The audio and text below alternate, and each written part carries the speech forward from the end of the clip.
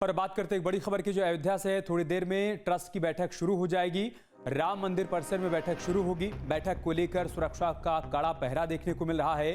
Gate number 11 पर भारी संख्या में पुलिस बल को तैनात किया गया है। ये लाइव तस्वीरें आप देख पा रहे हैं। गेट नंबर 11 से ट्रस्ट के सदस्यों के पहुंचने का सिलसिला शुरू हो चुका है। कई सदस्य बीती शाम ही अयोध्या पहुंच चुके थे, लिहाजा वो मंदिर परिसर के भीतर ही मौजूद हैं। लेकिन कई और ट्रस्ट अब धीरे धीरे से मंदिर परिसर में पहुंचने लगे हैं। उसी की तस्वीरें आप देख पा रहे हैं। गेट नंबर 11 की तस्वीरें हैं। इसी गेट के जरिए ट्रस्ट के सदस्यों का अंदर पहुंचने का सिलसिला इस वक्त देखने को मिल रहा है। बैरिकेडिंग कर 4 पहिया वाहनों पर फिलहाल रोक लगाई गई है। मतलब यह है कि अन्य वाहनों को जाने की कोई परमिशन इस वक्त नहीं है। अयोध्या पुलिस की मीडिया और गतिविधियों पर भी पैनी नजर बनी हुई है। ये बड़ी खबर हम आपको अयोध्या से बता रहे हैं। आज बड़ा दिन, ट्रस्ट की बड़ी बैठक हो रही है जिसमें कई संभावित फैसले लिए जाने हैं। पहला फैसला ये कि ट्रस्ट के महासचिव चंपत राय ने जो इस्तीफा दिया है, क्या उसको स्वीकार किया जाए। ट्रस्ट के सदस्य अनिल मिश्रा का इस्तीफा भी क्या स्वीकार किया जाए। इन बिंदुओं पर ट्रस्ट को फैसला लेना है। इसके अलावा पूरे मामले की गहनता से जांच पड़ताल इस वक्त चल रही है, उस पर भी ट्रस्ट कोई न कोई फैसला ले सकता है। साथ ही कब से अवैध गतिविधियां चल रही थी, कब से चढ़ावे में गड़बड़ी हो रही थी, इन तमाम बिंदुओं पर ट्रस्ट के सदस्यों के बीच और पदाधिकारियों के बीच बहुत संभव है कि चर्चा होगी। फिलहाल 2 तस्वीरें हम आपको दिखा रहे हैं। आप देखिए, ट्रस्ट के सदस्यों का बारी बारी से पहुंचने का सिलसिला इस वक्त चल रहा है।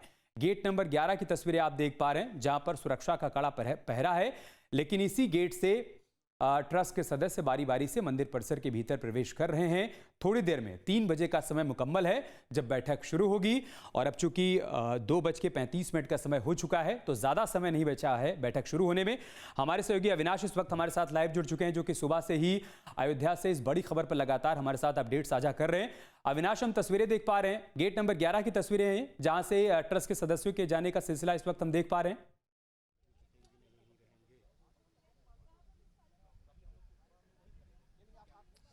बिल्कुल, अभी देखिए, सबसे पहले अपडेट कर दूं इस बैठक को लेकर कि 3 बजे ये बैठक शुरू होनी है। लेकिन उससे पहले जो तमाम ट्रस्टी हैं वो पहुंचने शुरू हो गए हैं। आपसे थोड़ी ही देर पहले गोविंद देवगिरी, जो कि कोषाध्यक्ष हैं, वो इसी रास्ते से आपको तस्वीर दिखा दूं। देखिए, ये आदिगुरु शंकराचार्य द्वार है और दरअसल ये वीवीआईपी मार्ग है, यानी कि चाहे प्रधानमंत्री नरेंद्र मोदी हो, सीएम योगी हो, और जब भी कोई वीवीआईपी मूवमेंट होता है तो इसी रास्ते से वो मूवमेंट होता है। और चूंकि आपसे थोड़ी ही देर पहले जो तमाम ट्रस्टीज थे वो इसी प्रवेश द्वार से मंदिर के अंदर गए हैं और वहां पर जो ट्रस्ट भवन बना है, चूंकि बैठक उसी में होनी है।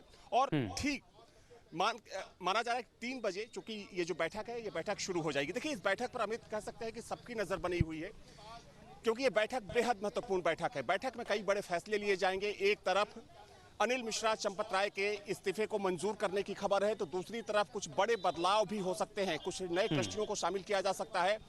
बजरंग लाल बांगड़, जो कि विहिप के अंतर्राष्ट्रीय महामंत्री हैं, चूंकि उनकी अभी मुलाकात थोड़ी ही देर पहले गोविंद देवगिरी, जो कि कोषाध्यक्ष हैं, उनसे हुई।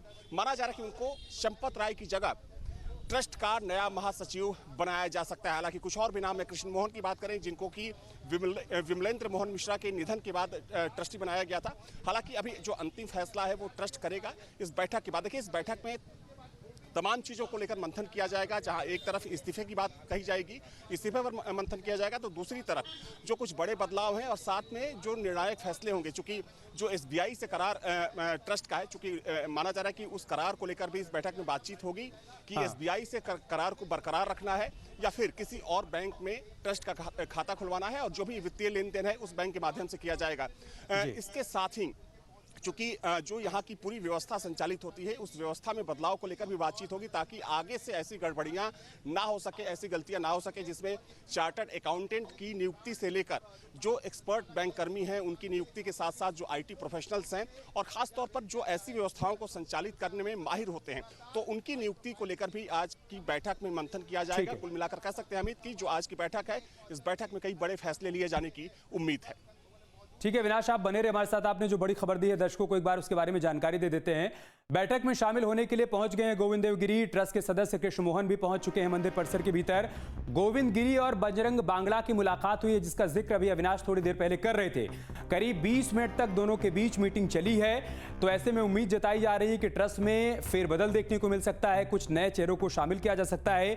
चूंकि चंपत राय, जो कि ट्रस्ट के महासचिव हैं, उन्होंने इस्तीफा दे दिया है। विश्व हिंदू परिषद से उनका ताल्लुक है। ऐसे में बहुत संभव है कि जब वो ट्रस्ट से बाहर जाते हैं, अगर उनका इस्तीफा स्वीकार कर लिया जाता है तो बहुत संभव है कि उनकी जगह पे बजरंग बांगड़ा को ट्रस्ट के भीतर शामिल किया जाए। लेकिन ये बहुत शुरुआती दौर का कयास है, अभी इस पर फाइनल मुहर लगना बाकी है।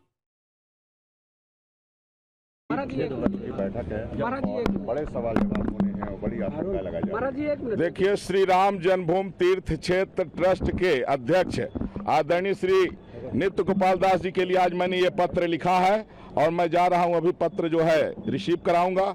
हमने प्रार्थना किया है कि जो निर्दोष हैं उनको जो है निष्कासित न किया जाए।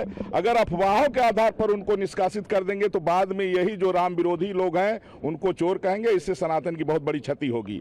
जो दोषी हैं उन पर कार्रवाई हो, लेकिन जांच में जो निर्दोष हैं, जिन लोगों ने चोरी नहीं किया है, जैसे आदरणीय श्री चंपत राय जी हैं, श्री गोपाल राव जी हैं, इन लोगों ने एक पैसे की चोरी नहीं किया है, इसलिए ये अपने पद पर बने रहें। इसके लिए मैं निवेदन लेकर के, प्रार्थना पत्र लेकर के ट्रस्ट के अध्यक्ष आदरणीय श्री नित्य गोपाल दास जी के पास मैं पहुंच रहा हूँ। मैंने ये प्रार्थना किया है, देखिए इस्तीफा तो इन्होंने अफवाहों के आधार पर स्वतः दिया है, किसी के कहने से नहीं दिया है। अभी इस्तीफा स्वीकार नहीं हुआ है, इसीलिए मेरा निवेदन है कि इनका इस्तीफा स्वीकार न किया जाए, ये पद पर बने रहें।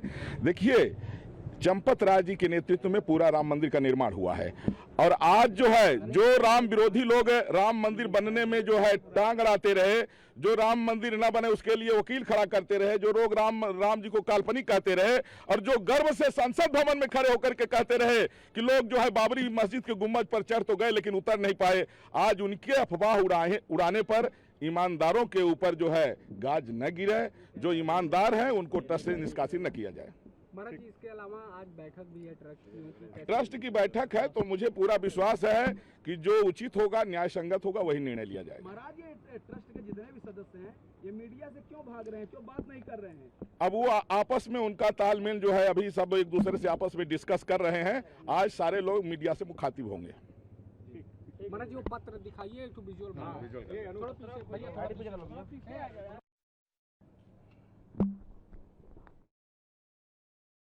तो तपस्वी छावनी के आचार्य हैं, परमहंस आचार्य, उनका यह कहना है कि इस पूरे मामले में चंपत राय का इस्तीफा स्वीकार नहीं होना चाहिए क्योंकि उन्होंने राम मंदिर आंदोलन में अहम भूमिका निभाई, मंदिर निर्माण में अहम भूमिका निभाई। ऐसे में आरोपों के आधार पर उनका इस्तीफा हो जाना ये ठीक नहीं है। इसी संबंध में वो एक चिट्ठी ट्रस्ट को सौंपना चाहते हैं, जिस बात का जिक्र मीडिया के सामने कर रहे हैं। हमारे सहयोगी अविनाश लगातार हमारे साथ बने हुए। अविनाश, दो तरीके का रिएक्शन सामने आ रहा है चंपत राय के इस्तीफे को लेकर। अयोध्या के कई संत महंत चाहते हैं कि उनका इस्तीफा स्वीकार किया जाए, लेकिन कई ऐसे भी हैं जो ये चाहते हैं कि इस्तीफा ना स्वीकार किया जाए। उसी में तपस्वी छावनी के संत परमहंस आचार्य भी शामिल हैं। क्या ट्रस्ट में भी इस बात को लेकर दो तरीके का विचार देखने को मिल रहा है क्या, कि चंपत राय का इस्तीफा स्वीकार किया जाए या नहीं किया जाए, या ट्रस्ट अपने फैसले को लेकर क्लियर है?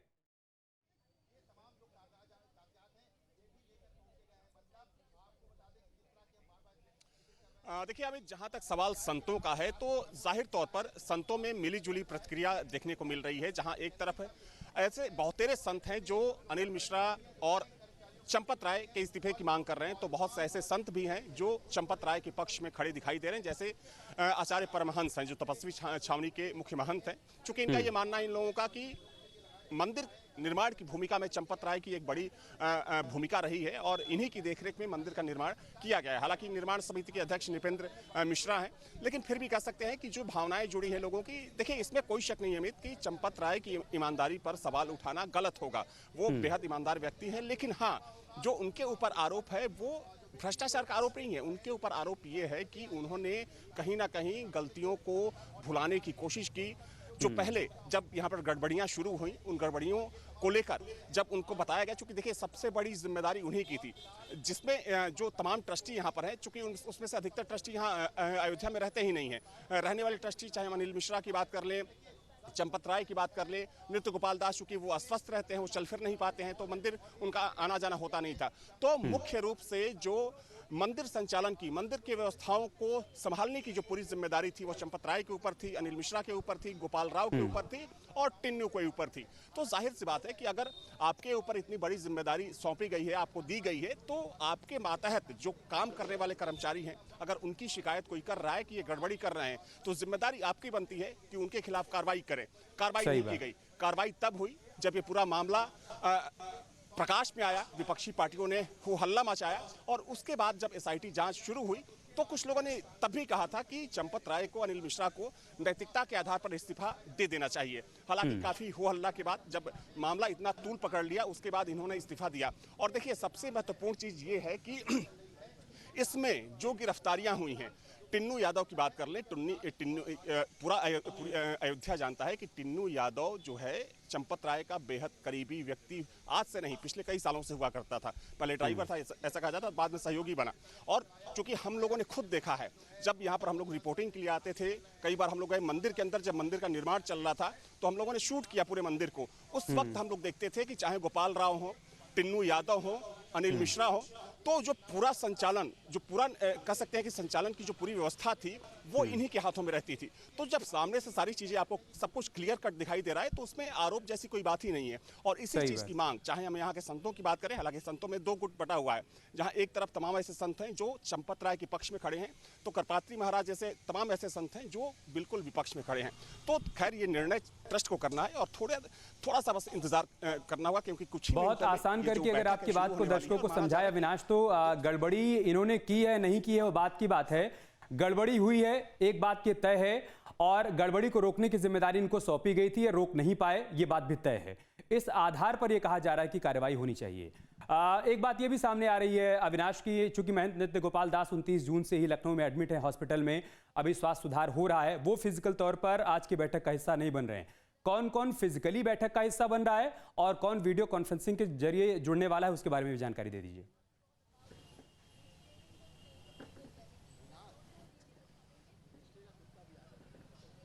देखिए अमित, आपको अपडेट कर दूं कि चूंकि आज सुबह में ऐसी जानकारी आई कि महंत नृत्य गोपाल दास, चूंकि उनको मेदांता से रिलीज कर दिया गया था, तो वो अयोध्या पहुंच गए हैं। वो इस वक्त मणिराम दास छावनी में है और थोड़ी ही देर पहले लल्लू सिंह जो यहाँ के पूर्व सांसद थे, वो महंत नृत्य गोपाल दास से मिलने भी गए। चूंकि उनकी तस्वीर अभी सामने आई है, तो महंत नृत्य गोपाल दास इस वक्त मणिराम दास छावनी में मौजूद हैं।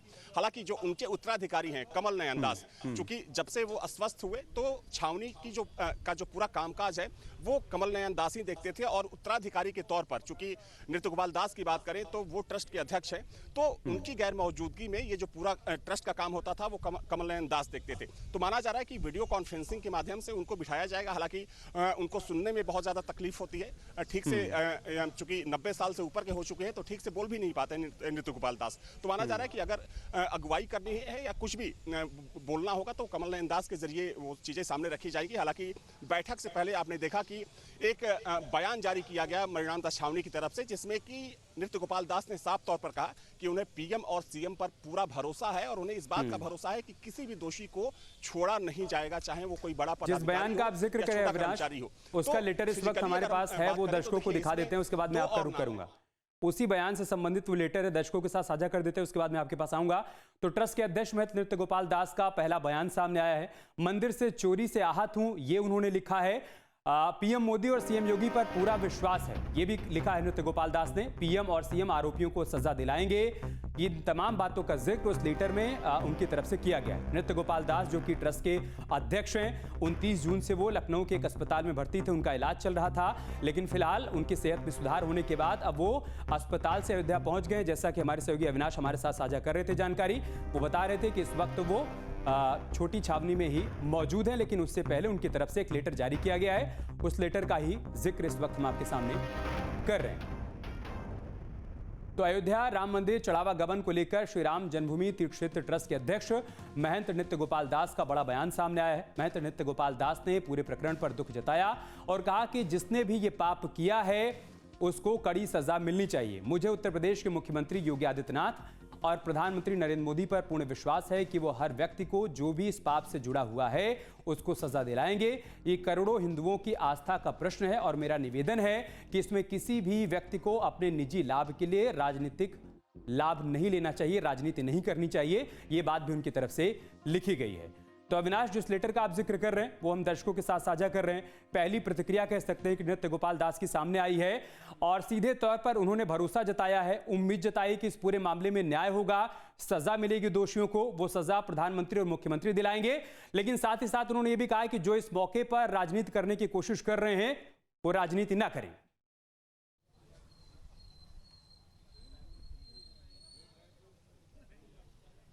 देखिए, बेहद महत्वपूर्ण बयान है नृत्य गोपाल दास का, अमित, ये। और देखिए, जिस तरीके से उन्होंने भरोसा जताया है मुख्यमंत्री पर, मुख्यमंत्री ने बिल्कुल साफ कहा था। आपको याद होगा कि 19 जून को अयोध्या में रुदौली में एक जनसभा होती है, और चूंकि उस वक्त ये मामला इतना तूल पकड़ चुका होता है कि मुख्यमंत्री को खुलकर बोलना पड़ता है कि थोड़ा आप इंतजार करिए, एसआईटी की जांच रिपोर्ट आने दीजिए, दूध का दूध पानी का पानी होगा। और देखिए, अगर हम सीएम योगी की बात करें तो हम लोगों ने देखा है कि पिछले 9 से 10 सालों में मुख्यमंत्री किस तरीके से वो प्राथमिकता के तौर पर अयोध्या को लेते थे। आपको याद होगा कि 2017 में जब मुख्यमंत्री बने, जब यहाँ सरयू किनारे हेलीपैड पर उतरे थे सीएम, तो उसके बाद उनसे पूछा गया, चूंकि मीडिया के किसी साथी ने पूछा कि पहले के जो मुख्यमंत्री थे या पहले के जो प्रमुख नेता होते थे वो अयोध्या आने से कतराते थे। उसी वक्त सीएम योगी ने साफ किया कि आने वाले सालों में अयोध्या उनकी सबसे बड़ी प्राथमिकता होगी, और अयोध्या को सजाना संवारना, उसका जो पुराना वैभव है वो किस तरीके से वापस करना है, ये सरकार की सबसे बड़ी प्राथमिकता होगी। और उसका असर दिखा भी। अगर हम पिछले 8 से 9 सालों की बात करें, हम लोग लगातार देखते रहते हैं कि मतलब महीने में 2 से 4 बार मुख्यमंत्री यहाँ पर जरूर आते थे। जब ये इस रामपथ का निर्माण चल रहा था, चाहे धर्मपथ की बात करें या जन्मभूमि पथ की बात करें या पूरे अयोध्या का जो सर्वांगीण विकास है, तो इसके पीछे की कहानी, अमित, ये है कि मुख्यमंत्री इस मामले को लेकर बेहद सख्त हैं। और चूंकि जो पूरी कार्रवाई चल रही है, एसआईटी की जो पूरी जांच चल रही है, डे टू डे की जो पूरी रिपोर्टिंग होती है वो मुख्यमंत्री को होती है। मुख्यमंत्री को बताई जाती है कि अब तक की जांच में क्या कुछ निकला। और यही वजह है कि आपको याद होगा कि जैसे ही एसआईटी ने अपनी प्रारंभिक रिपोर्ट संजय प्रसाद को सौंपी थी, उसके ठीक अगले दिन इस पूरे मामले में 8 लोगों के खिलाफ मुकदमा दर्ज किया गया। हालांकि इंतजार करना होगा 15 जुलाई तक का, चूंकि ये माना जा रहा है कि 15 जुलाई को जब ये पूरी जांच रिपोर्ट सौंपी जाएगी तो इसमें कुछ और चौंकाने वाले खुलासे हो सकते हैं। और देखिए, एक महत्वपूर्ण चीज, अमित, ये भी है कि जो पुलिस ने मुकदमा दर्ज किया है, जो पहला मुकदमा, उसमें 8 नामजद हैं और अज्ञात हैं। तो ये पुलिस की एक प्रक्रिया होती है कि जब विवेचना आगे बढ़ती है तो उसमें कुछ नाम शामिल किए जा सकते हैं। और यही होने वाला है कि जब 15 जुलाई को ये रिपोर्ट जब सौंपी जाएगी, उसके बाद जो अज्ञात में मुकदमा दर्ज हुआ है उसमें कई बड़े नाम भी शामिल हो सकते हैं। जी ठीक है अविनाश, आप बने रहे हमारे साथ। एक और बड़ी खबर आई है, वो दर्शकों को बताते हैं, उसके बाद आपका रुख करेंगे। आपके मोबाइल पर तुरंत आएगी ब्रेकिंग न्यूज। स्क्रीन पर सबसे पहले दिखेगी बड़ी खबर। देश दुनिया की हर खबर एक जगह। अब आपके मोबाइल पर तुरंत फटाफट इंस्टॉल कीजिए न्यूज नेशन ऐप और रखिए खुद को अपडेट।